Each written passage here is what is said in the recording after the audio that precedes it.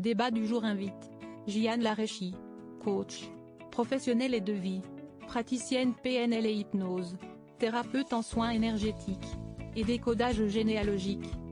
Son intervention à l'occasion de ce mois sacré sera « Incarner les valeurs de Ramadan ».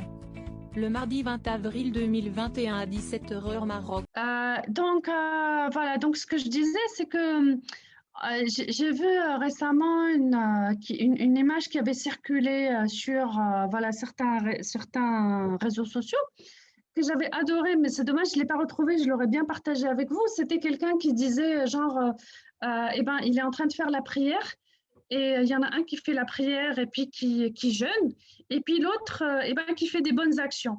Et celui qui fait des bonnes actions et puis il est congruent avec lui-même, eh ben, lui là, il est sur la montgolfière. Tous les deux, ils ont une montgolfière. Et donc, il y en a un qui monte et l'autre, il ne monte pas. Et donc, il lui dit, oh, pourtant, là, je suis en train de jeûner et je prie. Donc, il y a un problème dans l'équation.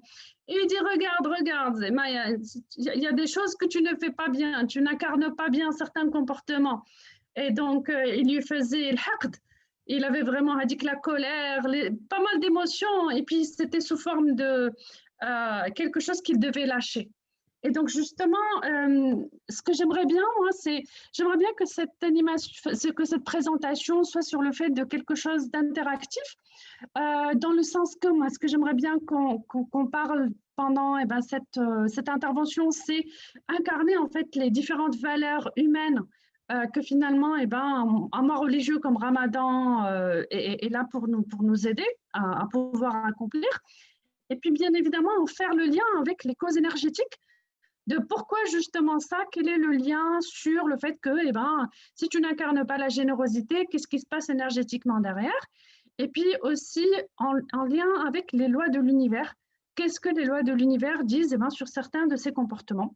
Et je vais vous donner également eh ben, quelques petits liens, peut-être de certains livres que vous pouvez eh ben, lire et regarder et qui sont très, très intéressants sur ces thématiques-là, d'incarner finalement certaines valeurs.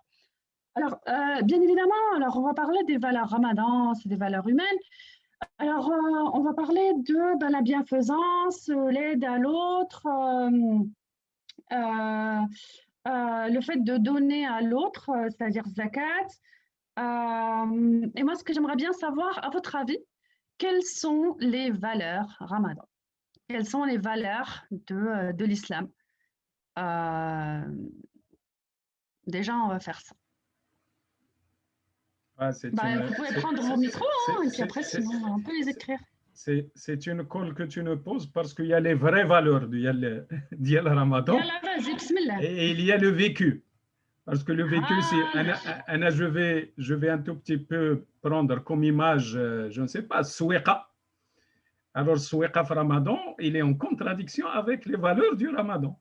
Donc, Souéqa, c'est le khsam, c'est les gens, ils sont sur le qui-vive, personne ne supporte personne, alors que les vraies valeurs de Ramadan, c'est supporter l'autre, aider l'autre, etc.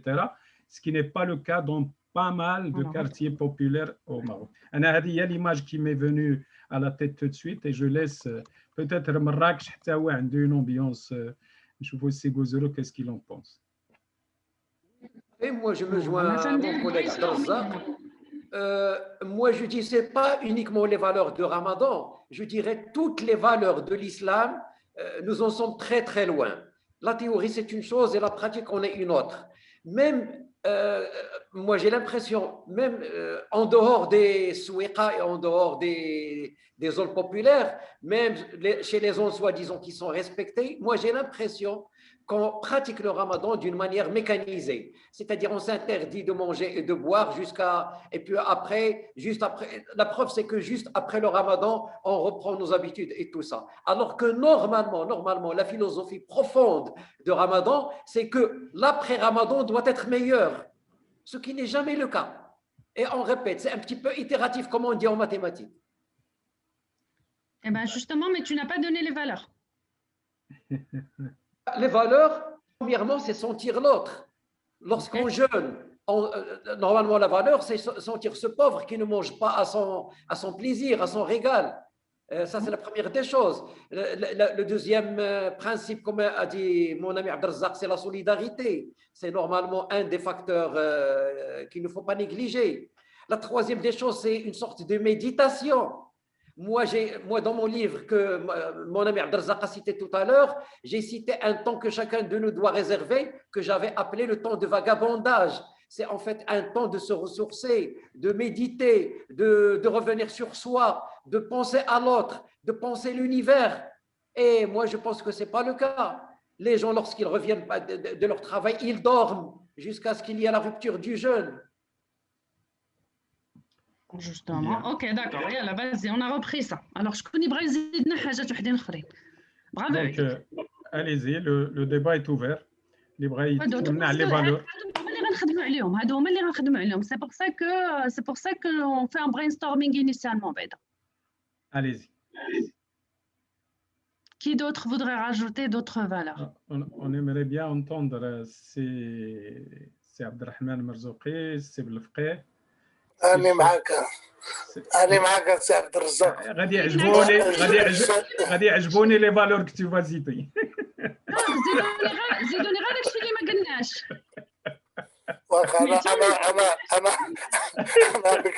أنا avec le Ramadan, j'étais toujours intrigué par le dernier demi-heure, c'est-à-dire كيودن مع السبعة entre 6h30 et 7h. Et je vais vous raconter une anecdote, je ne sais pas si vous pouvez la considérer comme une valeur ou pas. On avait un petit hôtel à Oujda qui était à peu près dans une zone un peu loin de la maison où je vivais avec mes parents. Et juste une demi-heure avant le Maghreb, donc je me déplaçais et je passais par la boulangerie, la boulangerie Beriz Foujda en face de Masjid Hassan Thani. C'était un quartier qui était à 6h30 bourré. Il y avait toujours une queue extraordinaire et les gens avec des disputes extraordinaires autour de la queue pour avoir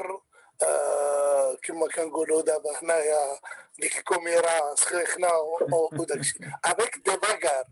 Et moi j'avais une fourgonnette à l'époque de l'hôtel et je passais, j'ouvrais les vitres au Kangoulom. Les gens se battaient vraiment, il y avait toujours des bagarres extraordinaires. Et le pire, ça s'est passé les années 90-94, 90-92. Maintenant, ici, je continue à voir ce comportement au niveau des boulangeries. Au niveau des boulangeries, par exemple, une demi-heure avant et tout ça, les gens avec qui faisait peur parce qu'on voit bien, par exemple, je suis dans un quartier principal à Tanger ici, on a les plastiques bourrés de pain chaque jour, on le voit, on est à la 6e journée et on le voit chaque matin. عندنا مثلا كاع الاحساس هاد العمارات كيهبطوا الاخر. Est-ce que ça peut être considéré ce gaspillage et est-ce que ça peut être considéré comme une valeur du Ramadan? Une contre-valeur. Oui, une contre-valeur. Alors, si on devait dire la valeur, ce serait quoi? Ce serait quoi pour toi les valeurs? Jihan, si vous me permettez, oui. J'ai oublié deux facteurs essentiels tout à l'heure.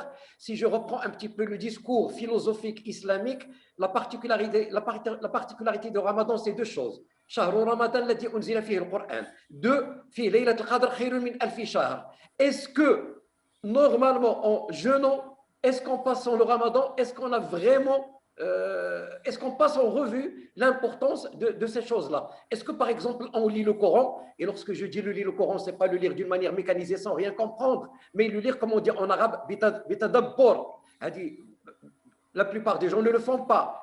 Et les gens qui lisent le Coran, ils le lisent d'une manière mécanique. La deuxième des choses, Laylat al-Qadr. Est-ce que vraiment on savoure, et on attend de vivre, et on espère vivre, dit que Laylat al-Qadr? Moi, je ne le pense pas. Je pense que les deux aspects-là... غتسمح لي عرفتي شنو غنبدل رابيدمون لي ريغل. دوزيام ريغل غتهضر لي على ليكسبيريونس ديالك انت ديال انكارني لي فالور رمضان et puis est-ce que c'est congruent avec la façon dont tu le gères d'abord et après Ramadan? Sincèrement, moi, j'essaie toujours d'être fidèle à moi-même. Moi, comme les gens qui me connaissent le Ramadan, ils me connaissent l'après-Ramadan. Que ce soit sur le plan spirituel, que ce soit sur le plan comportemental, parce que finalement, le Ramadan ou le Hajj ou la Salah, ce ne sont que des, comment dirais-je, comme une sorte de cachet. L'islam, 95%, c'est le comportement, ad-din, le mu'amala. Et les gens oublient souvent ça. Alors, puisque vous me posez la question, moi, انا متشبع بهذه المقوله الدين المعامله كيف قال الرسول صلى الله عليه وسلم. دونك غوزرو عبد الجليل في رمضان سي غوزرو عبد الجليل à l'extérieur de Ramadan. Vous avez vu tout à l'heure تنضحك انا مره كشفت لي النكته كيف تعرفيني هكا تعرفيني في l'après Ramadan. Donc le Ramadan ne change rien en moi. C'est-à-dire, c'est beaucoup plus une manière de penser, une manière de vivre, une manière de concevoir l'univers. Eh ben voilà, une manière de penser, une manière de vivre, ça j'aime bien. Alors, une manière de penser, une manière de vivre. Justement, c'est ça dont on parle. C'est plutôt une manière de penser, une manière de vivre. Justement, eh ben, le Ramadan et ces fêtes religieuses viennent eh ben, justement pour nous mener vers la manière de vivre et de penser. Et le problème, c'est que eh ben, quand on a une personne, elle est toujours habituée à être en colère, à avoir eh ben, des émotions, à avoir certains comportements. Et ben, justement, Ramadan et puis bien évidemment eh ben, toutes les fêtes religieuses sont là vraiment pour lui faire prendre conscience justement et de lui faire faire le déclic. Alors, il y a des personnes qui sont dans j'incarne le comportement à 100%. Pour ça, avec le niveau. Et il y a d'autres personnes qui sont là. C'est comme si eh ben, elles avaient besoin d'un déclic, de faire un lien entre quelque chose où je suis obligée. Et donc, à force d'être obligée sur 30 ans, 40 ans, 50 ans, et tu ne changes pas, donc il y a un problème. Donc, la vie te pousse à être en contact justement avec des situations pour que tu t'assagisses, mais sauf que tu ne t'assagis pas. Donc, finalement, eh ben, à travers le fait que tu jeûnes toute la journée, normalement, énergétiquement, c'est censé eh ben, faire en sorte qu'on puisse mieux métaboliser certaines choses et être mieux émotionnellement. Dans le sens que quand on mange, par exemple, eh ben, des fruits et des légumes qui sont qdam, on va dire ça comme ça nous fait baisser notre fréquence vibratoire. Donc, on va pas aussi bien qu'on pourrait l'être si on mangeait des choses qui sont fraîches. Deuxièmement, le fait de manger par exemple de la viande, eh ben, par exemple le midi, eh ben, le fait de manger de la viande, l'animal des fois il a été tué et il a ressenti énormément d'émotions au moment où il est mort. Et donc qu'est-ce qui s'est passé? Eh ben, vous avez mangé quelque chose qui est plein d'émotions négatives. Et donc juste après, vous ne comprenez pas. Entre certaines causes possibles, eh ben, vous pouvez vous sentir énervé. Pourquoi? Parce que vous avez mangé quelque chose qui était plein d'émotions et puis ça s'incarne aussi en vous, et toutes ces émotions de ces animaux qu'on mange.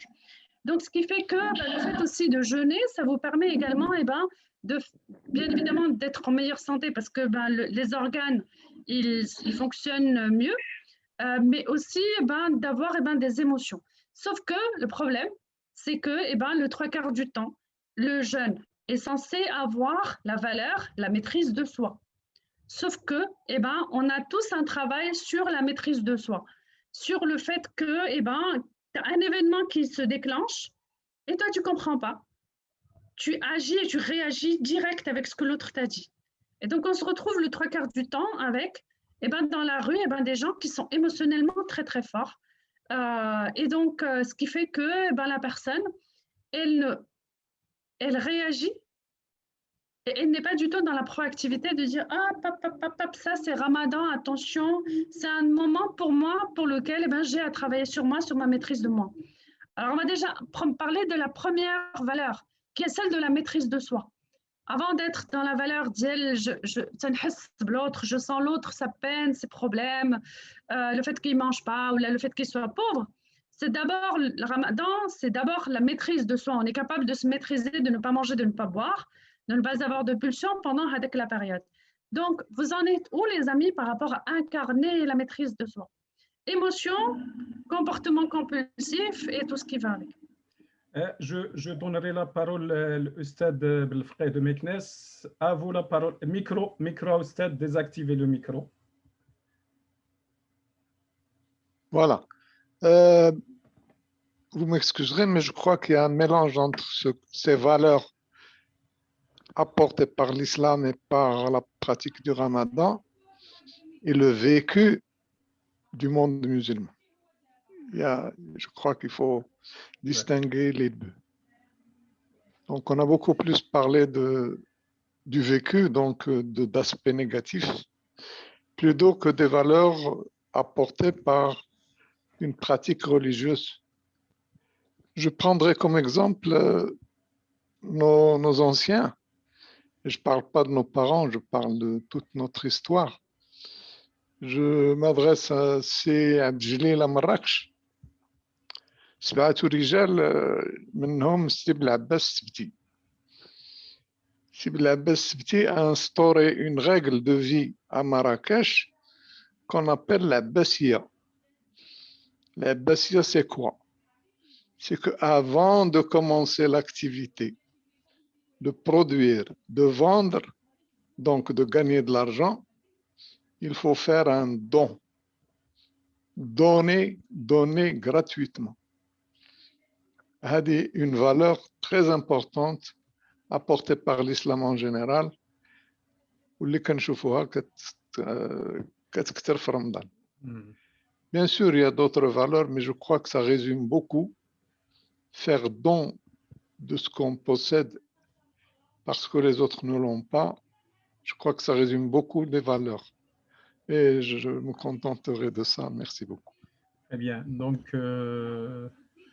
si j'ai bien compris, il y a une différence entre les valeurs apportées par l'islam ou par les gens qui pratiquent l'islam selon les règles l'ijabihum, ou la pratique de monsieur tout le monde, si j'ose dire, de la majorité des musulmans. Bon, je n'ai pas fait de benchmark mais à d'autres pays musulmans, comment ça se passe le mois de Ramadan, mais ce qu'on vit au Maghreb, il est un tout petit peu particulier parce que les valeurs, je sens qu'on s'écarte des vraies valeurs de l'islam.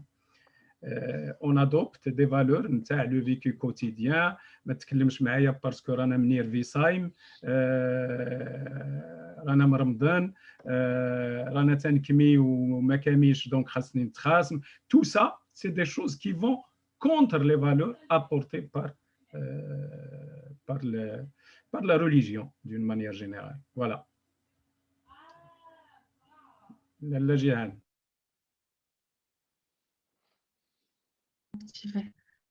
Oui, alors en fait, pour continuer sur ce que tu viens de dire, je voudrais juste dire quelque chose de très important. En Corée, la Corée, qu'est-ce qu'ils font pour les séries télé ou leur programme? Ils leur font faire, en fait, avec les séries télé, ils incarnent les valeurs de l'être humain. Ils incarnent les valeurs de l'entraide,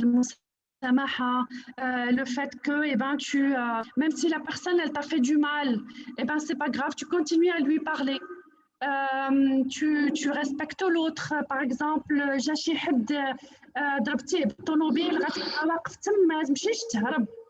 ce genre de choses. Et eux, en fait, ils montrent à travers l'exemple des séries télé, voilà les comportements qu'il y a à voir. Et dès qu'une série télé, par exemple, elle ne va pas forcément respecter une règle de ça, ils vont le faire passer sous le conseil supérieur de l'audiovisuel qui va lui donner une amende. Et là, parce que c'est une valeur qui est importante pour nous et que tu n'as pas respectée. Tout simplement parce que l'être humain, il est éduqué. Il est éduqué la plupart du temps aussi, on regarde tous la télé. Donc, les valeurs déjà, par exemple, c'est comme ça que c'est. Donc, ça n'incarne pas, donc ça ne te donne pas l'exemple déjà à la base. Les films, les séries télé, tout ce que tu peux avoir de l'extérieur. وحتى هذيك المسلسلات اللي انت تقول شو ماني العائله c'est ça تقول المسلسلات العائله المسلسلات التركيه هما ils incarnent pas les valeurs. Donc هاد les valeurs منين تيجيو من les parents اولا ومنين تيجيو من l'environnement familial et puis l'école. ايوا l'école ما بقاتش ما là, il était un temps où les moins de 20 ans ne peuvent pas connaître, en tout cas chez nous, de ma perception. Et puis, qu'est-ce qui reste? Finalement, la famille. Donc, la famille est chargée normalement d'incarner finalement ces valeurs et de les donner. Donc, on a un comportement de congruence où finalement, l'enfant, il voit sa mère et son père ne pas incarner ces valeurs-là. Donc lui, il a le choix. Où je fais, ça devient finalement son libre arbitre. Oui, il peut voir ses parents et à ce moment-là, il a aussi le choix finalement où c'est comme ça, ou c'est comme ça. Et donc finalement, ça devient aussi du libre arbitre selon les uns et les autres, qu'est-ce que j'incarne. Mais la vraie question maintenant, c'est, ok, donc on a les valeurs de Ramadan, c'est un moment où on est là pour revenir. Tu t'es éloigné de مشيتي للطريق ماشي مستقيم. Ok, donc on te ramène une fois par mois, hop, et ben un mois pour que tu t'interroges pour faire un bilan. Moi, si je devais vraiment sortir de ce live, ce serait vraiment que chacun d'entre nous fasse le bilan sur qu'est-ce que j'incarne comme valeur, où c'est que je déconne, où c'est que je ne déconne pas. En quoi est-ce que j'incarne la valeur de la générosité ou là, en quoi est-ce que j'incarne la valeur de la maîtrise de soi? Et pourquoi je le fais? Est-ce que je le fais parce que je ne veux pas être puni d'en haut? Je le fais de mon cœur? Ou quelle est la raison pour laquelle je le fais? Bien. Merci Jihan. Avant de donner la parole à Abdeljalil, j'ouvre une petite parenthèse parce que la question que je me pose, est-ce que vraiment, là on se dit nous sommes musulmans, est-ce que vraiment nous sommes des musulmans? Déjà la première question. La seconde question, que je sois musulman, bouddhiste, chrétien, juif, les valeurs humaines, wesh عندنا déjà la valeur intrinsèque, la valeur humaine intrinsèque, parce que pratiquement quelqu'un qui est bien avec les autres, qui ne fait pas de mal, qui préserve son environnement immédiat des choses négatives, ça peut être un monsieur tout le monde, de n'importe quelle religion. Donc, il incarne les vraies valeurs humaines, l'islam, parce que chef fihom du positif. À vous la parole, c'est Abdeljalil. Merci, Sir Abdelzak. Moi, avant de parler là, les valeurs incarnées par le Ramadan, moi, j'aimerais bien dire, et je pense que tout le monde sera d'accord avec moi, c'est qu'à l'extérieur de Ramadan, à l'échelle du monde entier, nous vivons une crise de valeurs.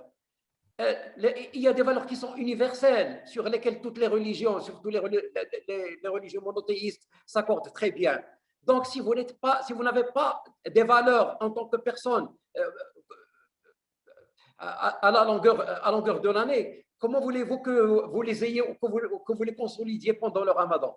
Moi, je pense que si vous êtes quelqu'un qui a des valeurs avec lesquelles vous vivez tout le temps, le Ramadan, peut-être, vous allez penser à les renforcer. Mais si vous avez déjà une perte de repère, comment vous allez être corrigé, entre guillemets, par le Ramadan, par les valeurs de Ramadan? Nous sommes déboussolés.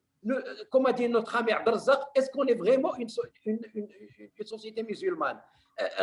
Pas plus tard qu'hier, j'ai reçu un WhatsApp. Il y a une foule qui est sortie en Kabylie, au Jazaïr, qui sont sortis pour boire de l'alcool, pour manger des sandwichs, pour boire de l'eau, pour montrer au monde entier qu'il faut accepter la différence. Je ne discute pas est-ce qu'ils ont bien fait ou mal fait, mais c'est beaucoup plus pour dire qu'on n'est pas réellement une société musulmane. Moi, personnellement, j'ai un grand respect, je dis bien un grand respect aux étrangers, aux Français, aux Américains, aux Anglais qui se convertissent à l'islam. Parce que ces personnes-là, ces gens-là, comme dit Jacques Brel, c'est des gens qui ont bien étudié l'islam et qui savent de quoi il s'agit. Exact. Alors, moi, je voudrais vraiment continuer sur ce que tu as dit. C'est Abdeljalil, c'est que le Japon, je في l'école شنو هما ماشي قبل ما يوصلوا لسه الابتدائي غير هذاك لا كراش في la crèche, ils leur apprennent des valeurs. Et puis après, si les enfants ils ne respectent pas certains comportements, ديال le respect ولا داكشي وتيسقطوهم وتيسقطوك حتى توصل لهذاك لو تروك où nous avons les mêmes valeurs.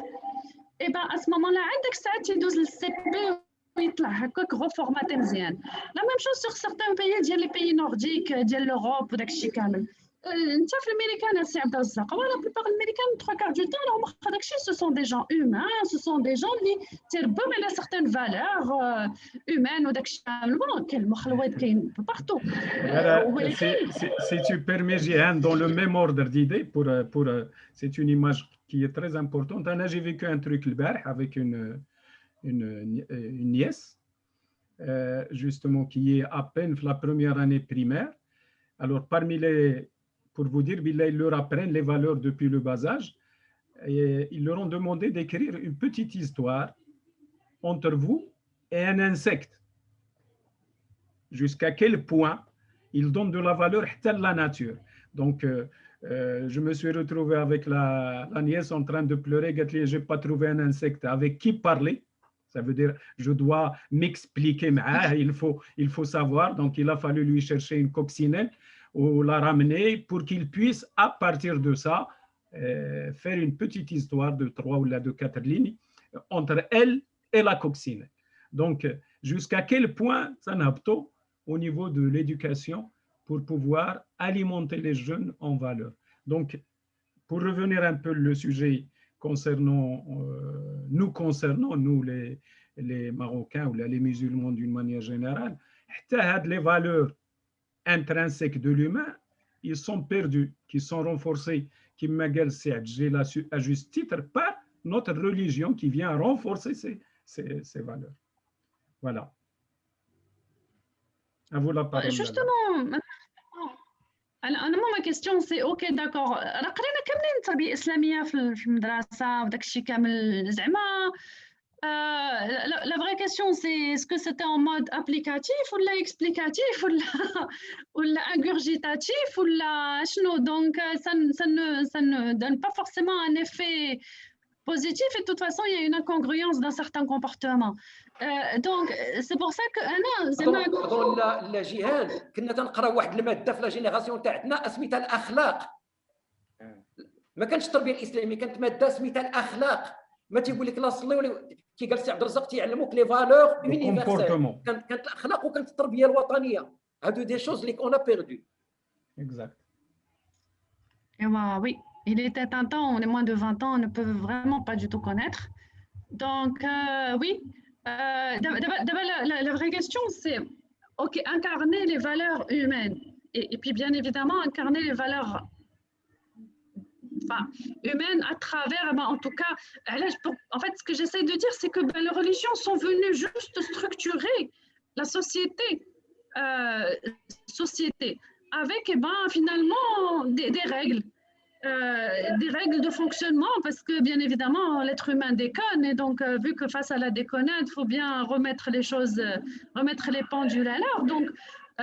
Donc finalement voilà, donc première religion il continue de déconner, deuxième religion il continue de déconner, troisième religion il continue de déconner et donc après on peut en créer 15 000 de religions mais l'être humain il déconne. Donc la vraie question c'est ok, il y a des gens qui sont éveillés suffisamment pour se poser les bonnes questions sur est-ce que moi j'ai incarné, et c'est à ces personnes-là que moi j'aimerais bien parler. Jusqu'où incarnez-vous certaines valeurs et quand vous n'incarnez pas une valeur, est-ce que vous vous en rendez compte? À mon avis, toutes les personnes incarnent des valeurs.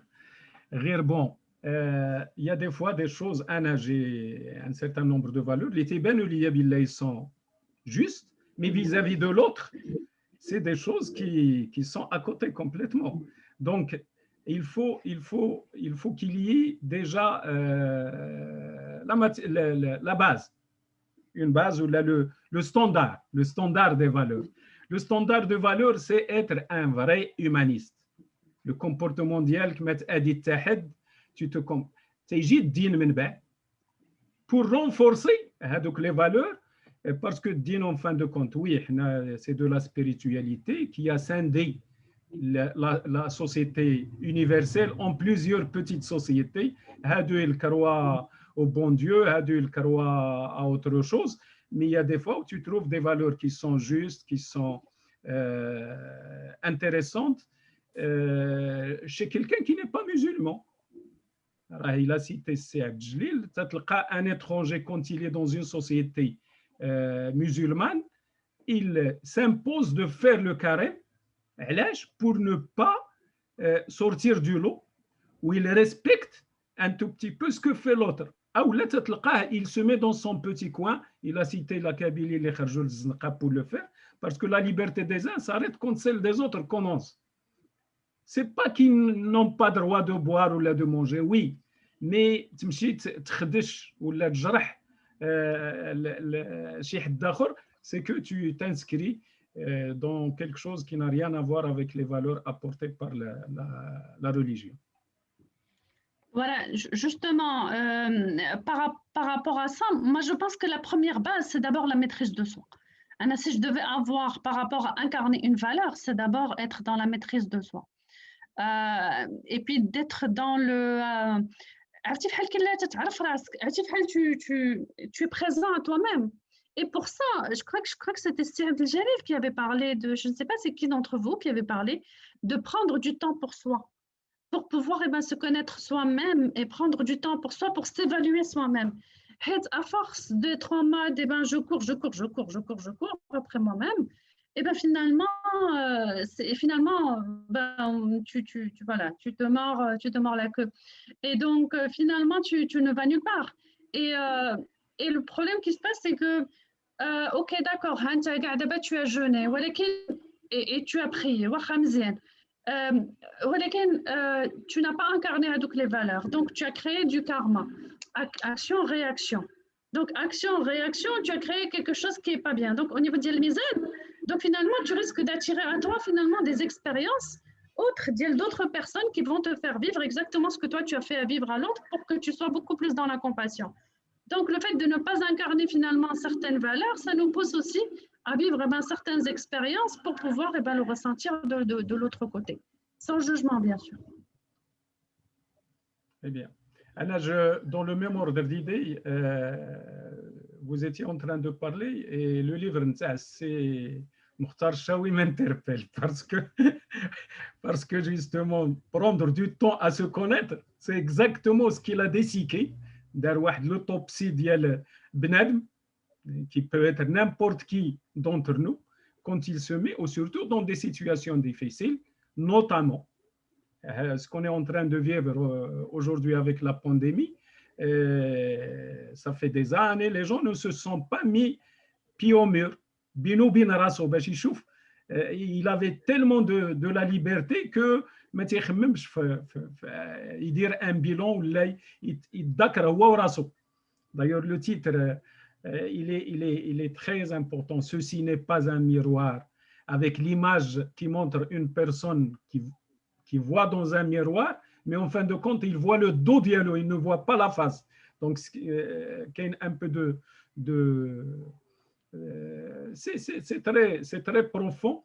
Donc, se mettre en valeur, se mettre en question, c'est quelque chose justement avec laquelle on devrait commencer avant d'épouser l'une des religions. Avec mon petit entourage, avec l'entourage الكبير, qu'est-ce que j'apporte comme valeur ajoutée?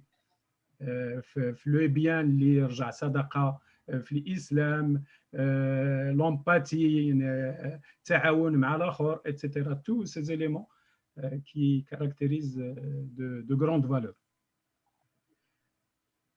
Justement, les livres que j'ai partagés, justement. J'enchaîne un petit peu sur ce qu'a dit Abdel Razak. Je juge que c'est très intéressant. D'une part, les gens comprennent le Ramadan d'une manière un petit peu fausse, c'est-à-dire ne pas boire, ne pas manger. Le discours religieux, il est clair. Ne pas parler sur le dos des autres, etc. etc. On peut jeûner, mais si on fait le bilan le soir, on a commis pas mal de péchés. Ça d'une part. D'autre part, ni le ramadan, ni le jeûne, ni le hajj, ni la prière qui va nous emmener le paradis. Les gens oublient, moi je ne prétends pas être frais, mais il y a des choses sur lesquelles l'islam est extraordinaire. Je dis bien extraordinaire. Rasul sallallahu alayhi wa sallam, il a dit un seul mot, ad-din al-mu'amala, la religion, le comportement. Ou في حديث آخر, khayrukum anfa'ukum lin-nas. comme a dit Saad Raza, quelqu'un qui fait quelque chose pour l'humanité, quelqu'un qui fait quelque chose pour l'humanité, pour sa famille, pour son pays. Là oui, c'est des gens qui marquent l'histoire. Mais sinon, faire les choses comme ça de manière mécanique et avoir un comportement n'importe lequel, c'est du n'importe quoi. Justement, en fait, Anna, les livres, enfin, je vous propose aussi certains livres que j'ai lus qui sont très, très intéressants. Ils sont في le chat pour les personnes en tout cas qui les veulent. ديال واحد السيد سميتو مايكل سينجر ما عرفتش je sais pas si vous en avez déjà entendu parler. Michael Singer c'est un yogi américain كان باغي يعيش غير في la forêt. Et puis, finalement, il s'est retrouvé par des synchronicités de la vie, des coïncidences, de devenir l'un des plus grands chefs d'entreprise. Et puis, il a commencé à interroger, a dit que la petite voix qui vient en nous à l'intérieur de nous, qui commence à nous parler. C'est donc la petite voix, voilà, a dit que la petite voix, et puis il a commencé un peu il a fait tout un bouquin sur ça. Et qui parle de Hadik, la petite voix, qui fait que pour que tu puisses incarner finalement une valeur, c'est d'abord, ça passe déjà par savoir exactement quelles sont tes pensées, qui tu es, prendre du temps pour toi, comme tu as dit. Et donc, le fait que il a commencé à s'interroger sur la petite voix qui est à l'intérieur de nous, eh ben, je trouve ça que c'était vraiment très bien, parce que c'est ça la première base. C'est que le 3/4 du blabla que nous, on se dit nous-mêmes, là, c'est même pas nous qui nous le disons, c'est peut-être Shaitan, c'est peut-être des petites voix qui sont quand même parasitages, qui viennent et se pointent à nous et qui font que finalement, tu veux donner et ta petite voix te dit c'est quelqu'un qui fait semblant, ou là, il est en train de boire, sinon tu vas lui donner pour qu'il boive. Donc, finalement, elle dit que la petite voix, mais elle tend à être maîtrisée. Donc, moi, je pense que l'une des bases serait peut-être de pouvoir apprivoiser la petite voix. J'ai aussi un deuxième livre qui est assez intéressant et moi, j'adore. D'ailleurs, je l'ai. J'ouvre une page et je trouve vraiment la phrase qui parle, qui est savoir lâcher prise. C'est assez intéressant en tout cas pour pouvoir savoir exactement là où on en est dans certaines situations qui nous bloquent. Dans le sens que pour pouvoir incarner une valeur, être généreux, tout ça, parfois on a certains blocages à l'intérieur de nous-mêmes qu'il est important de libérer. Et parfois, bien évidemment, vous avez parlé de miroir, parfois on a du mal à voir notre miroir, on voit le dos. Et donc, parfois, tu as besoin de quelque chose d'extérieur à toi pour pouvoir te dire, voilà, je suis flan. Voilà, c'est parce que toi, tu es trop dans le mental. C'est parce qu'il faut que tu reviennes et que tu médites. Donc là, tu as besoin des fois d'un bouquin, c'est celui-là, qui vient et qui te le dit, calme-toi, ce genre de choses. Donc, c'est assez intéressant. Et puis, autre livre que j'aimerais bien aussi vous partager. Deuxième livre de Michael Singer, qui est très intéressant, qui parle de Surrender Experience. Il parle de vraiment comment est-ce que lui, bien évidemment, il incarnait donc les valeurs humaines et tout. Et il s'est retrouvé aussi à parfois en fait avoir un jugement sur les autres, là, à se sentir finalement à vouloir s'isoler. Il voulait rester tout le temps dans son petit coin et la vie n'arrêtait pas de le pousser à aller vers les gens, aller les rencontrer. Et donc, il s'est dit, tiens, c'est une expérience humaine que j'aimerais bien vivre. Et donc, au fur et à mesure, à travers les méditations, à travers toutes les expériences qu'il avait, finalement, il s'ouvrait finalement à certaines expériences et la façon dont il a mené finalement une faillite et un problème financier très grave est très intéressante, en tout cas, à lire. Et puis, dernier livre, les lois de l'univers. On ne s'y intéresse pas vraiment, mais je pense que ce serait vraiment quelque chose de très intéressant qu'on puisse les mentionner parce que, en fait, l'humain, il obéit à certaines lois de l'univers et il ne le sait pas trop, il ne s'y intéresse pas. Et donc, en fait, c'est comme ce que je disais, la loi de action-réaction, je fais quelque chose, et finalement, j'obtiens le résultat qu'il faut. J'obtiens quelque chose de positif parce que j'ai fait du bien, sinon du négatif. Et puis, les différentes autres lois, les lois des polarités, on va rencontrer, tu es bien, tu peux rencontrer quelqu'un qui est méchant. Mais il fait partie de ton ombre, il fait partie de ton comportement. Et le fait que tu connaisses les lois hadou, tu te retrouves face à un comportement autre, chez حد à qui tu veux pas donner, tu veux être généreux mais tu n'arrives pas. Et ben le fait que tu connais certaines lois de l'univers, ça te permet de te dire ouais, ça fait, c'est pas grave, et ben que lui il boive avec ou là qu'il fasse tout ce qu'il veut avec, moi je m'en fiche. Donc moi je lui donne. Donc ça me pousse vraiment le fait de connaître les valeurs, les lois, pardon, ça aide vraiment à pouvoir être vraiment dans les valeurs humaines. Et puis il y a aussi une super série que moi j'avais adorée aux États-Unis. Ça parle de It's a Miracle, qui parle un peu des différents miracles de la vie.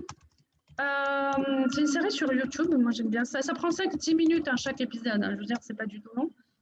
Qui est vraiment super génial et qui parle une personne, elle voulait avoir une transplantation ou ça fait, il n'y avait plus aucune solution et il te montre qu'il va chercher, il a facilité pour que telle personne se mette à telle autre, se rencontre telle autre pour que lui finalement obtienne ce qu'ils veulent.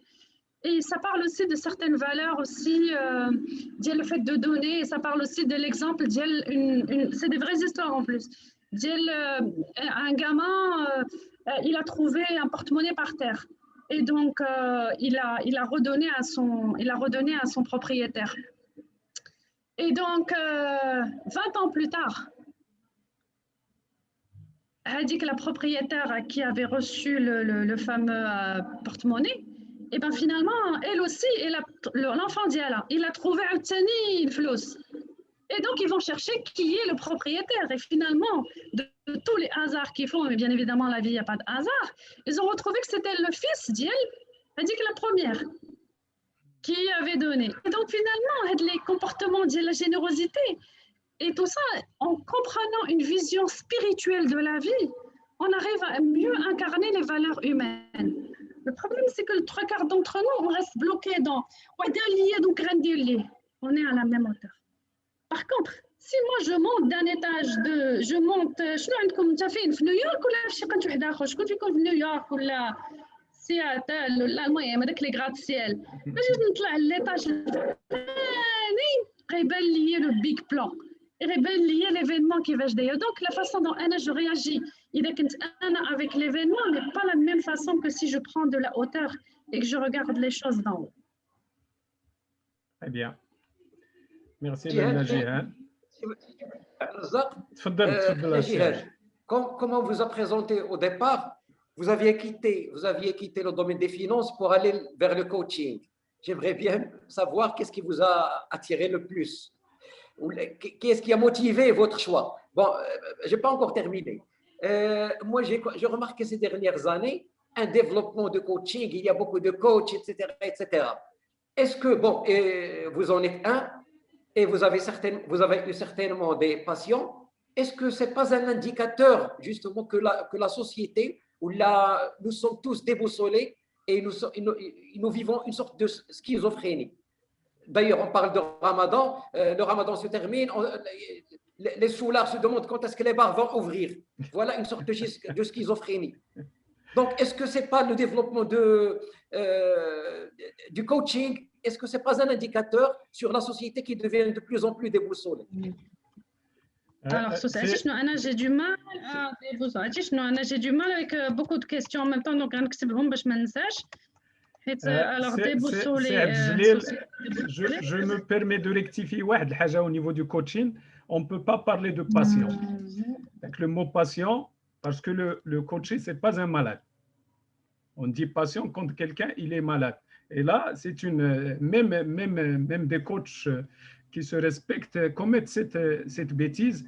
Un coaché, c'est quelqu'un qui est normal, mais il a besoin d'un accompagnement, une partie de sa vie bien déterminée, soit il change de poste, mais un poste de responsabilité, il a besoin de connaître les règles du jeu, soit il trouve de la difficulté militaire de la l'ascenseur parce qu'il n'est pas habitué à la hauteur, soit des choses, mais il ne s'agit pas d'une maladie parce qu'on ne traite pas avec des médicaments et la solution se trouve chez l'individu.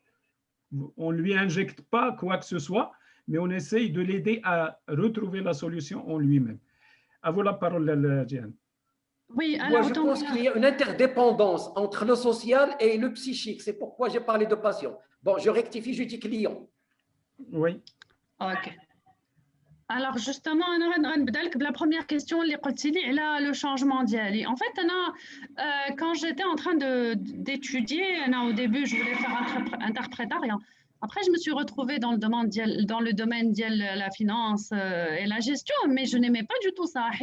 Je me suis retrouvée en plein milieu de l'esclavagisme moderne. Je me considérais vraiment comme l'esclave des temps modernes. Dans le... tu te retrouves en période de clôture financière, j'ai commencé un jour à pouvoir compter, parce que en France, on a les 35 heures ou les 39 heures, ou donc j'ai commencé à diviser mon revenu par, mon salaire par le nombre d'heures effectives que je faisais. Et puis je me suis retrouvée avec du 5 € de l'heure.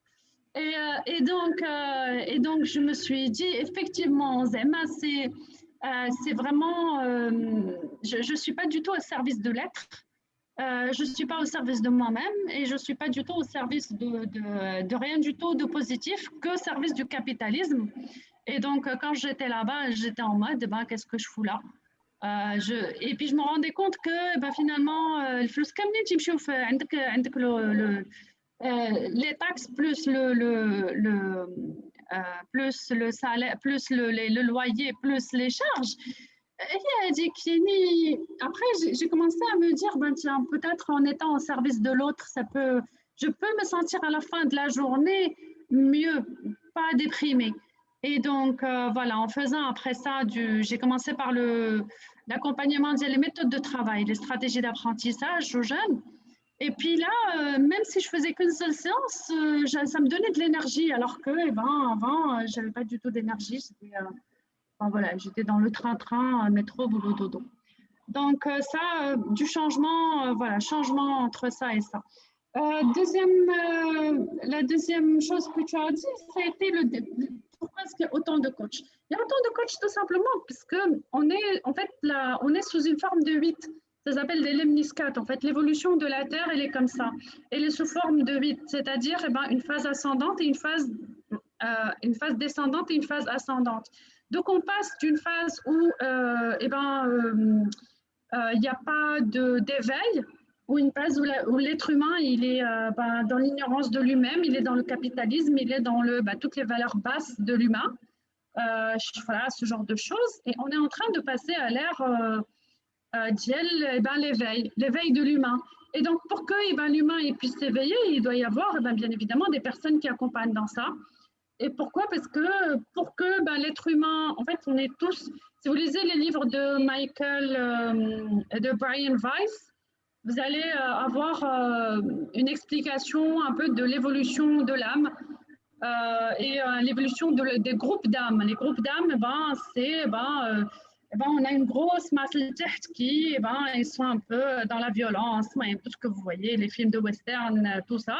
Et puis de plus en plus, en montant, on va vers des gens plus éveillés, etc., et qui ont accompagné d'autres personnes. Et donc, bien évidemment, la Terre, elle en est arrivée avec sa fréquence vibratoire à avoir besoin de gens qui accompagnent d'autres personnes à s'éveiller. D'où l'importance d'avoir de plus en plus de coachs, de spécialistes, psychothérapeutes et tout ce que vous voulez, pour enlever tous les nœuds qui vont avec. Alors, on parle de schizophrénie. Moi, je ne parle pas forcément de schizophrénie. Moi, je parle de... en fait, chacun d'entre nous, il a, en tant qu'être humain, il a son propre chemin à lui, mais il porte également des histoires de ses ancêtres qu'il est chargé de régler pour eux. Et donc, le 3/4 d'entre nous, on vit dans des répétitions, jusqu'à ce qu'on en ait marre de répéter les mêmes histoires, sauf que on répète aussi l'histoire de nos ancêtres. Donc, les personnes qui boivent, ils sont dans une répétition. Parfois, ils ne savent même pas comment faire pour s'en sortir, mais ils sont en train de répéter inconsciemment l'histoire de leurs ancêtres. Eux, ils n'ont pas pu s'en sortir, et puis eux, ils sont en train de les répéter. Donc, on vit tous avec des pulsions, on vit tous avec notre histoire et l'histoire de nos ancêtres. Il y a de plus en plus d'outils qui nous permettent d'être de plus en plus libres pour pouvoir vivre vraiment notre vie et pas être en train de vivre l'histoire d'un ancêtre qui n'a pas pu faire le deuil de son fils. Et puis nous, on est venu incarner finalement ces histoires-là qui a pas. D'où le fait d'avoir beaucoup de compassion pour toutes les personnes qui ne respectent pas les valeurs humaines, parce qu'elles sont en train de porter des histoires qui, parfois, ne leur appartiennent pas. C'est des histoires qu'ils doivent régler pour leurs ancêtres. En naissant à une date, à un jour J du calendrier, et ils portent certaines histoires. J'aurais juste un mini-exemple d'une amie à moi qui m'avait contactée parce que sa sœur, elle devait accoucher et puis le bébé, il ne veut pas sortir. Et donc, bébé ne veut pas sortir, Et puis, moi, je ne me souviens pas, mais c'était genre le 16. Et puis, c'est quelqu'un qui est clairvoyant, tout ce qu'on veut. Et puis, je lui dis, elle ne veut pas porter l'histoire de quelqu'un. Elle me dit, cette amie-là me dit, il ne veut pas incarner, il ne veut pas prendre telle histoire, et puis sa mère veut lui donner tel prénom, et puis le bébé, il ne veut pas. Et donc, parce que s'il prend tel prénom, il va porter l'histoire de tel ancêtre et tout. Et donc je lui dis, je suis sûre qu'il veut naître un 19. Parce qu'avec le 19, il a un truc, il a des choses à vivre, à expérimenter. Et donc, finalement, il est né C'était très drôle parce qu'il me dit, il est né le 18 au soir. Je suis sûre qu'il est né le 18 au soir, je suis sûre qu'il n'est pas né le 19 au matin. Et donc, après, le lendemain, il m'appelle, il me dit, il est né le 19 au matin. Pour nous, c'était le 18 au soir, mais il est le 19 au matin parce qu'il avait à vivre certaines histoires. Donc, on n'incarne pas forcément tous certaines valeurs parce qu'on n'en est pas tous là et parce qu'on a tous des rôles à jouer qui sont inconscients. Et parce qu'on a une certaine loyauté par rapport à nos ancêtres et parce que, on a certaines... les uns et les autres, on a certaines expériences à vivre. Et si on ne jouait pas le méchant de l'histoire, ces personnes-là, elles n'auraient pas à vivre cette expérience-là pour pouvoir la dépasser, contrairement à leurs ancêtres. Voilà pour la partie transgénérationnelle. Très bien. Dans le même ordre d'idées, je mettrai ma casquette de coach amateur, pas professionnel. Donc, effectivement, aujourd'hui, on assiste à du coaching à toutes les sauces. Ça, je vous l'accorde assez Abdeljalil. De plus en plus. Et pour être tranquille de ce côté-là, ça existe un peu partout dans le monde. Ce n'est pas seulement au Maroc. Là aussi, on trouve des charlatans qui se prennent pour des coachs. Parce qu'en fin de compte, ce qu'il faudrait retenir dans le coaching, et le coach peut, à son niveau, avoir besoin de coach. Parce que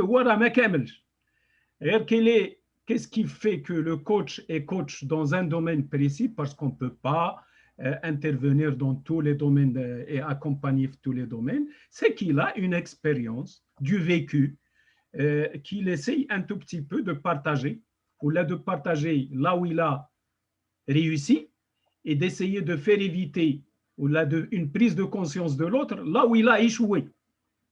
Et là, je considère que l'accompagnement, il est beaucoup plus dans ce sens. Quand on parle du coaching d'enfants, et j'évite d'en parler parce que l'enfant, il est intouchable, et le meilleur coach du monde est incapable de coacher un enfant. Parce que l'enfant n'est pas arrivé à un stade stable. C'est la raison pour laquelle aujourd'hui, je fais beaucoup de reproches. Rien qu'il y a quelques jours, on en a discuté avec une personne qui travaille dans ce sens. L'enfant, parce que la règle numéro 1 du coaching, il faut que le coaché soit demandeur. J'ai besoin d'être coaché. C'est Abdeljalil, je ne gère pas mon temps comme il faut. J'ai besoin de vous en tant qu'expert du temps. Comment gérer mon temps. Ça arrive. Ça m'est arrivé plusieurs fois avec plein de personnes pour les aider à gérer leur temps. Ça, c'est n'importe qui connaît la valeur du temps ou de l'organisation peut accompagner quelqu'un. Mais un enfant, il n'a jamais pris son téléphone ou l'a dans l'adresse d'un coach et il est passé le voir pour lui dire coach, j'ai besoin, est-ce que vous m'aidez à faire telle ou telle chose? Là, on assiste à une démission des parents. Parce que je connais les coachs d'Yaouna, c'était nos parents ou là nos grands-parents. Qui te donnent un certain nombre d'idées. En les suivant, tu peux trouver le bout du tunnel. Donc aujourd'hui, l'erreur fatale du coaching, aux États-Unis, je vous le dis, il y a des gens, des parents qui ont démissionné parce qu'ils ont les moyens, un coach pour la compagnie, il ne fait que le déboussoler. Et j'en ai écrit des articles dans ce sens qui sont publiés dans les journaux de Maghreb. Le coaching, ça existe, on en a besoin tous, même les grands coachs du monde ont besoin d'être coachés. Tout d'abord, parce qu'on ne peut pas être expert partout. Secondo, parce qu'on doit être supervisé par un autre coach. Un coach qui se dit « je fais cavalier solitaire, c'est du faux. Un coach, chaque séance de coaching, doit décrocher son téléphone et s'adresser à un autre coach qui peut être du même niveau. Voilà le process que j'ai fait, sans citer le nom, sans juger, sans quoi que ce soit. Est-ce que j'ai bien fait ou là j'ai raté une question que je... Parce que finalement, il y a une chose qui est très importante qu'il faut retenir dans le coaching. Aujourd'hui, nous assistons à un domaine nouveau qui s'appelle la questionologie. C'est nouveau, mais c'est un néologisme. Je pense le dictionnaire. C'est l'art de poser les bonnes questions. Parce que pour aller chercher un coach, parce qu'il n'a pas posé la bonne question. Et le coach, il l'aide, il l'encadre pour qu'il puisse poser la bonne question. Et c'est à lui et à lui seul de trouver sa solution. Ce n'est pas le coach qui donne la solution, sinon il devient un conseiller. Et le coaching est sous le contrôle de la Jihan. Le coaching, il est limité dans le temps. C'est un certain nombre de séances qui dépassent très rarement 10 de séances. Soit on arrive à un résultat, soit on arrête. Et il faut faire le deuil. L'autre erreur commise par les coachs, c'est que des fois, ils cherchent à coacher les gens de leur famille, les voisins. Le coach s'interdit d'accompagner des gens qu'il connaît. Un coach peut réussir son coaching s'il a affaire à quelqu'un qu'il n'a jamais connu. Ça passe beaucoup mieux et c'est ce qui est conseillé dans le coaching. Donc, j'ai voulu apporter le complément sur le coaching et la Jihan peut... C'est très intéressant, Saad Razzaq. C'est une mission noble. Comme tu l'as présenté, effectivement, c'est une mission noble. D'ailleurs, tu m'as fait rappeler un proverbe que j'admire beaucoup sur le fait de poser les vraies questions. Le proverbe français dit « Un problème bien posé est à moitié résolu ». Résolu, exactement. Exactement. Alors, la deuxième chose, et là, j'aimerais avoir l'avis de la Jihan, c'est que, bon, au outre de l'explication qu'a donnée notre ami Abd Razzaq, actuellement, la mode du coaching, c'est le PNL. Et je pense là, ça fait appel au psychique, à la psychiatrie, tout ça. J'aimerais bien avoir d'éclaircissement là-dessus. Est-ce qu'il ne faut pas un autre profil de plus? Je pense que la PNL elle se base sur le présent. Qu'est-ce que je peux avoir comme solution au moment présent sans aller chercher dans le passé et les histoires du passé. Donc, je trouve que la PNL est un très bon outil qui permet de dépasser certains blocages. Les outils dialogue. Et moi, tout ce que je dis, c'est qu'on a tous des accords d'âme les uns avec les autres. Donc, quand bien même tu te retrouves avec quelqu'un, c'est pas du tout un bon coach ou là, c'est pas du tout un bon ci ou un bon ça, tu es venu vivre cette expérience de ce point de vue-là parce que ta fréquence vibratoire correspond à la sienne, tu as quelque chose à apprendre et lui aussi, il a quelque chose à apprendre de toi. Donc, moi, je dis que tout est bon, il n'y a pas de quelque chose qui n'est pas bon, tout est apprentissage. Tout à fait. Donc, dans le même sens, la PNL, on utilise tous l'informatique. À chaque fois, je fais de la simulation avec l'informatique. C'est de la programmation neurolinguistique. Donc, aujourd'hui, j'utilise le Word, que ce soit au Japon, Tchad. C'est le même Word, c'est le même Excel, c'est le même programme. Donc, ça veut dire que c'est des standards et qui répondent à la majorité des besoins des personnes qui sont sur Terre. Donc, la PNL s'est inspirée pratiquement de tout ça parce qu'il a regroupé un certain nombre de comportements pour essayer de trouver quel est le comportement qui est adéquat à toutes les situations presque, que ce soit la communication, que ce soit le comportemental, que ce soit le développement personnel. Et c'est un outil, l'un des règles scientifiques donc, qui peut être utile. Parce que si je prends le PNL, quelqu'un qui communique sans faire des gestes ou là qui fait beaucoup de gestes, la PNL vient vous dire, Billah, il faut doser. Il faut que ça soit des trucs bien faits pour que vous puissiez faire passer le message sans frustrer ou sans déranger la personne qui est devant. Donc, ceci, entre guillemets, concernant la PNL. Est-ce qu'il y a...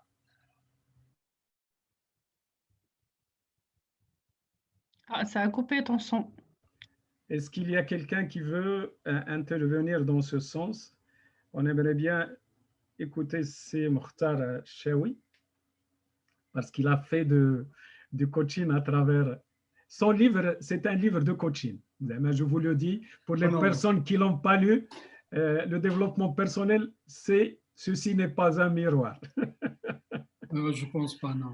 De son livre. Là, je vous assure, parce qu'en le lisant,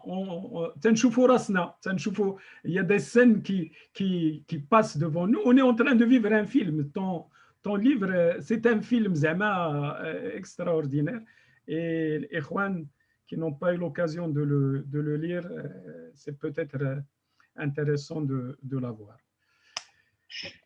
Ikhwan, on n'a pas entendu les dames. باقي معنا عيشة جوهري. مرحبا بك. جوهري. لالا سلوى بابانا العلوي. سي صلاح, il est parmi nous. Finalement, j'espère que la santé est mziana actuellement. Donc, Hanan, Aïcha, Fatima Zahra. Voilà, c'est Abdelrahman aussi. On est habitué à vous entendre. Une petite parenthèse, d'abord la société marocaine. Les intellectuels تمشي تيديروا الكوتشينغ والطبقه الشعبيه تمشي يديروا الرقيه الشرعيه. هو لو كوتشين السي عبد الجليل. Le coaching, n'importe qui peut, à mon avis, quand tu rencontres un ami où tu as l'écoute active, il t'écoute jusqu'à la fin. Et il te raconte une histoire de شي حد اللي دار telle chose ونجحت ليه ولا دار telle chose وفشلت ليه. Il fait aussi du coaching. Même l'ami du coin fait du coaching. Sans règles, bien sûr, parce que quand on fait des études dans ce sens, il y a des règles à respecter, bien sûr, qui tiennent compte de tout ça. Et je le dis toujours dans mes interventions pour expliquer le coaching, les meilleurs coachs, c'était دوك نانا ودادا اللي تتكون في الدار اللي تتقابل الدراري الصغار. C'est les meilleurs coachs du monde. علاش؟ parce que si vous vous souvenez تعاودوا لك الحجايات chaque jour وفي ديك الحجايه il te sort, tu sens بالله tu es l'acteur principal. Il peut te raconter la même histoire 1000 fois, mais à chaque fois il y a une nouvelle version et tu te sens impliqué. علاش تتعاود لك ديك الحجايه؟ parce que tu as fait une connerie. Il te raconte واحد السيد اش وقع ليه, il colle la connerie que tu as fait وها l'objectif اللي نوصل ولا اش وقع ليه, où tu te dis tiens هاد الحجايه هاد السيد هذا راه c'est exactement ce que j'ai vécu tout à l'heure ولا il y a pas longtemps et voilà comment faire pour en sortir.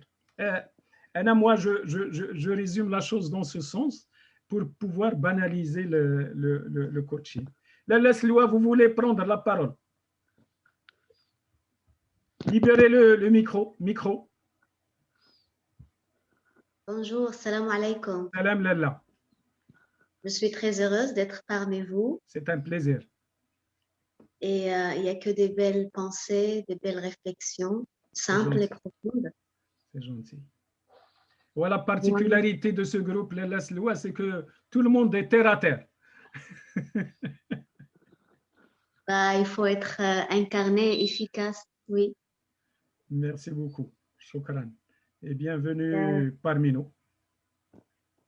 Moi, si j'aimerais juste ajouter quelque chose à vos belles réflexions, c'est on est maintenant peut-être, Sweet Jihan va apporter plus d'éclaircissement dans l'importance de cette période que nous vivons. C'est effectivement comme une confluence, la fin de quelque chose et le début de quelque chose d'autre.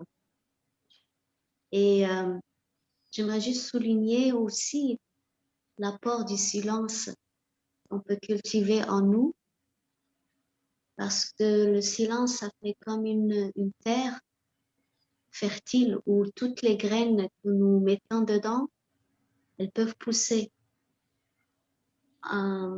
وهذا الشهر الفضيل, c'est une occasion pour nous de développer notre silence intérieur.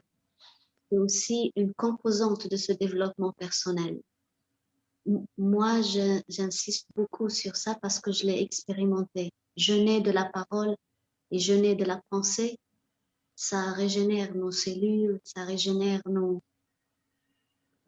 ça change notre façon même de voir les choses. Dès qu'on met notre esprit en off, on n'a pas à commenter, on n'a pas à avoir des opinions sur tout. C'est vraiment un jeûne aussi de l'esprit. C'est ça ce que j'aimerais juste ajouter, cet ingrédient du silence pour notre développement. Merci beaucoup. Merci Lalla Sloa, c'est important justement comme interpellation, la jihad, le silence. Le silence, la meilleure manière de communiquer, c'est le silence. Je préfère dire la paix intérieure. Oui. Dès qu'il y a silence, il y a une paix. C'est synonyme. Mais un silence qui n'est pas vide. Le silence n'est jamais vide. Le vrai silence, il est doux, il est empli de sentiments purs. De sentiments purs qui n'ont rien à voir avec l'extérieur, qui n'ont rien à voir avec les informations et les réalités extérieures. C'est inné, il y a quelque chose de inné. Un silence nu. Nu. Oui. Exact. Bien. Lalla Jehan, vous avez quelque chose à ajouter concernant le silence? Peut-être juste regarder le livre dont j'ai parlé, L'âme délivrée, voilà, qui parle justement de ça. Michael Singer. Très bien. Qui est en lien. En parlant du silence, ça m'amène à parler de l'âme. Et ça, c'est quelque chose de très important. Justement, c'est de ça dont on a parlé un peu tout à l'heure à la fin, quand j'ai dit que tout ça, c'est des expériences d'âme qu'on est venu vivre. Et quand la vie, elle veut que tu incarnes une certaine valeur, et ben elle fait en sorte que tu puisses avoir toutes les expériences du monde pour que tu puisses enfin l'incarner. Tu dois incarner l'honnêteté, la vie va te mettre en face tellement d'événements qui vont t'obliger finalement à être honnête. Certains d'entre nous, finalement, ils incarnent certaines valeurs parce que, ils ont encore le choix de le faire, mais des fois, il y a certaines personnes qui, à un certain moment, ils se trouvent obligés au pied du mur. C'est où tu incarnes cette valeur-là ou tu vas te retrouver vraiment dans la merde. Donc, d'où l'importance, finalement, de faire avancer son âme à son rythme et de ne pas être derrière son âme, parce que quand tu es derrière ton âme, tu te retrouves à être en mode 36-37 ans, à avoir des gros clashs. Enfin, il y a certains âges un peu karmiques où voilà, si tu n'as pas fait vraiment tes devoirs et tu n'as pas fait avancer sur comment est-ce que cette âme voudrait avoir comme valeur, comme comportement, comme être, l'incarner, tu vas te retrouver avec un conflit, des conflits, un dépouillement de l'ego, différentes expériences de l'âme qui vit un peu son avancement d'une façon un peu qui te force la main, on va dire ça comme ça. Donc, d'où l'importance d'avoir un mois dans l'année qui est là pour faire en sorte qu'on puisse se souvenir finalement de toutes ces valeurs qu'on a besoin d'incarner, sauf que c'est très compliqué quand tu as une société autour de toi qui ne respecte pas ces valeurs. Donc, tu te retrouves, oui, mais moi, je veux bien être honnête, mais moi, je veux bien être généreux, mais mon environnement, finalement, il est contre ou il me dit, non, tu ne devrais pas, pourquoi tu lui as donné?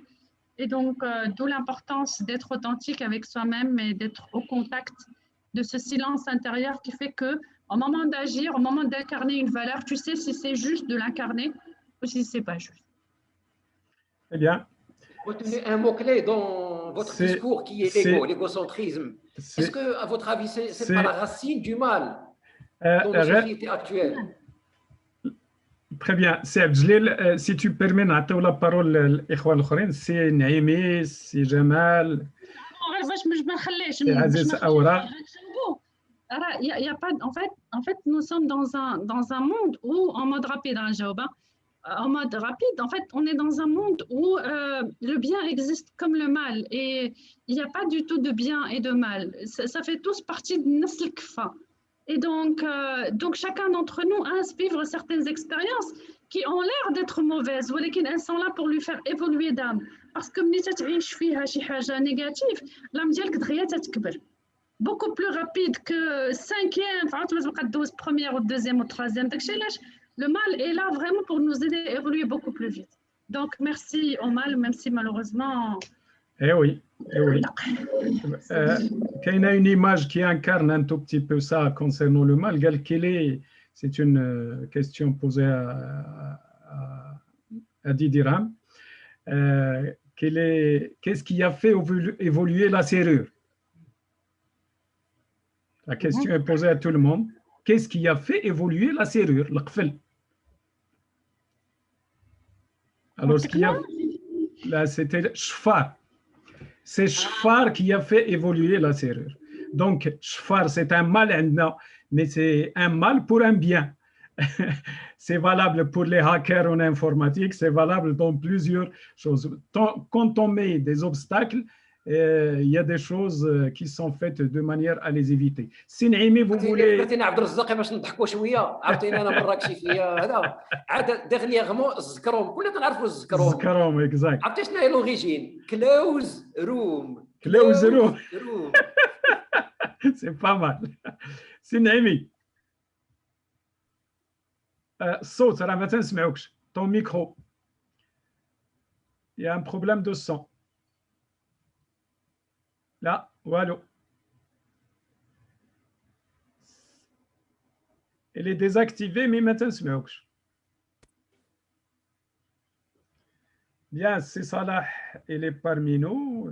J'ai vu qu'il a envoyé. C'est Jamal, c'est Jamal de Mirest. Je vais revenir à notre sujet, c'est à l'occasion du Ramadan. Chaque année, le débat se lance sur la liberté de jeûne ou non.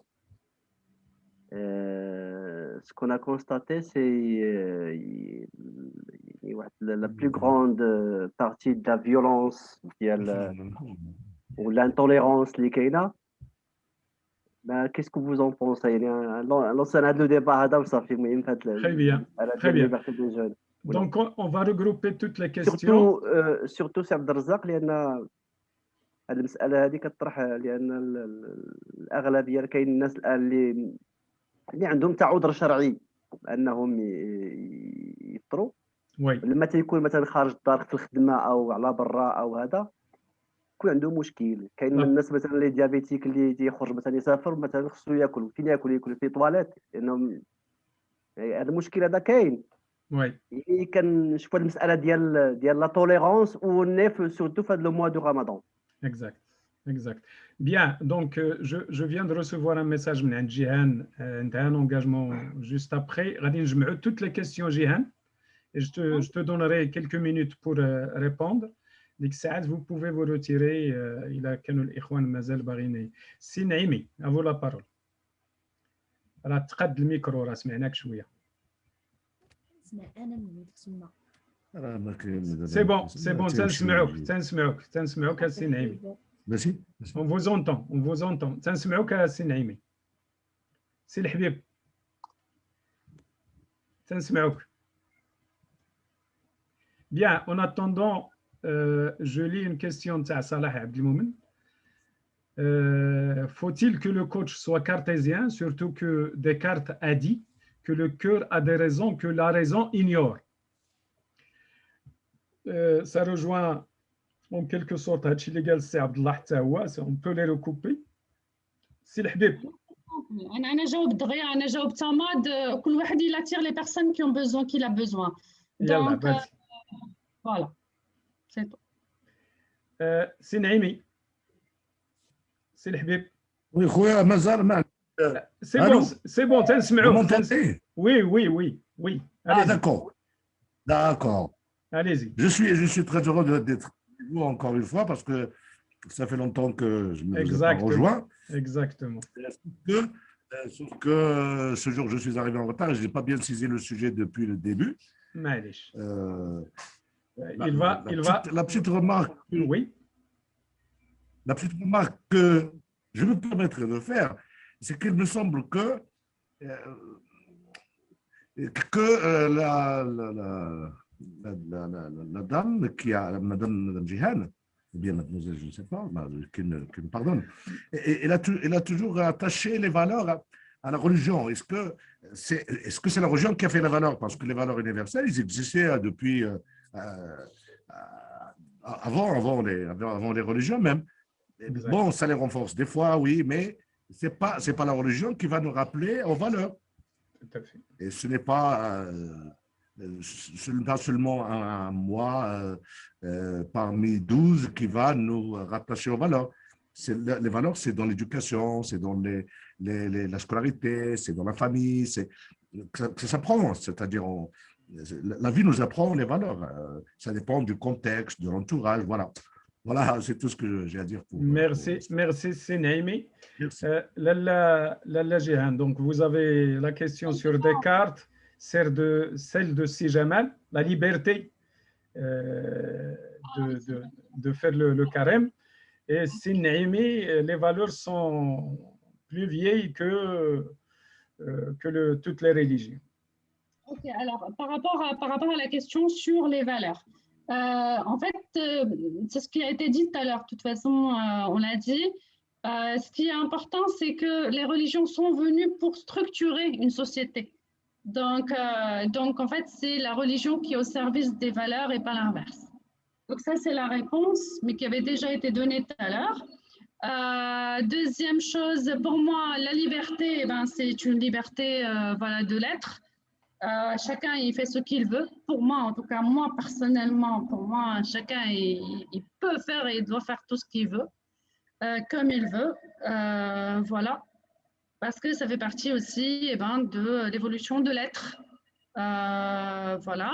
Et chacun en est là où il en est. Qu'est-ce qu'on a dit? Bien évidemment, il ne faut pas qu'ils se mettent en danger non plus. Hein. Si tu sais que, voilà, quoi, tu es dans un pays où on ne va pas t'accueillir de bons regards à l'extérieur, il faut peut-être que tu saches que tu es venu vivre cette expérience-là et que voilà, c'est où tu te choisis un autre endroit, où tu fais avec les règles de cet endroit-là, où tu assumes aussi tes conséquences. Voilà.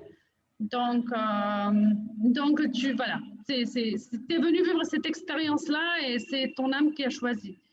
Alors, c'était quoi l'autre question sur le cartésien? Disons que chacun d'entre nous, comme j'ai dit, chacun d'entre nous est là pour vivre certaines expériences. Donc, il va se choisir les accompagnants qui vont l'aider à vivre cette expérience-là. Donc, s'il est censé les vivre d'un point de vue cartésien, il les vivra.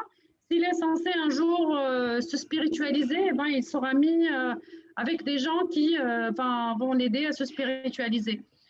Moi, je donne juste un exemple rapide des cas que j'accompagne. Moi, je suis devenue spirituelle, je ne l'étais pas avant. Moi, au début, quand on m'avait dit toutes les choses que je suis en train d'accompagner maintenant ou la façon dont je le fais, il y a 10 ans, j'aurais dit, bon, va dormir parce que cette dame-là, elle me paraît un peu... Bon, donc en gros, chacun en est là où il en est, à l'évolution qu'il en est. Donc, moi, j'ai des personnes que j'accompagne de façon cartésienne et j'en ai d'autres sur lesquelles on se lance sur des parties spirituelles. Il y a d'autres personnes qui sont cartésiennes qui, avec moi, sont devenues un peu plus spirituelles au moment où elles avaient besoin de devenir spirituelles. Donc, chacun d'entre nous est juste une petite pierre dans l'édifice de la construction de l'évolution de l'âme des uns et des autres, ni plus ni moins. Très bien. Sur cette belle réflexion, je tiens à vous remercier, Lalla Jihan, pour votre générosité. Je tiens à remercier les Ikhwan qui ont contribué par leurs questions ou par leur point de vue sur la chose. Donc, ça a été un plaisir. Donc, ce que j'ai retenu de tout ça après votre participation, c'est que déjà on doit changer l'horaire les débats pour Ramadan. Donc ça ne va plus être 17h, il passe à 22h. Donc celui du jeudi avec le docteur vétérinaire le Belghiti va être à 22 heures. Donc, je vais l'aviser tout de suite pour qu'on puisse passer vers 22 heures et on verra après Ramadan. Tout dépend du confinement, s'il est maintenu, s'il n'est pas maintenu, on verra dans ce sens. Donc, sur ce, je vous remercie chaleureusement et je vous invite à aller vers le lien qui a été affiché par Jihan sur le chat, donc sur Facebook. Donc, il fait beaucoup de live sur beaucoup de sujets intéressants. Donc, on aurait peut-être l'occasion de vous croiser dans un autre sujet. Et merci à tout le monde.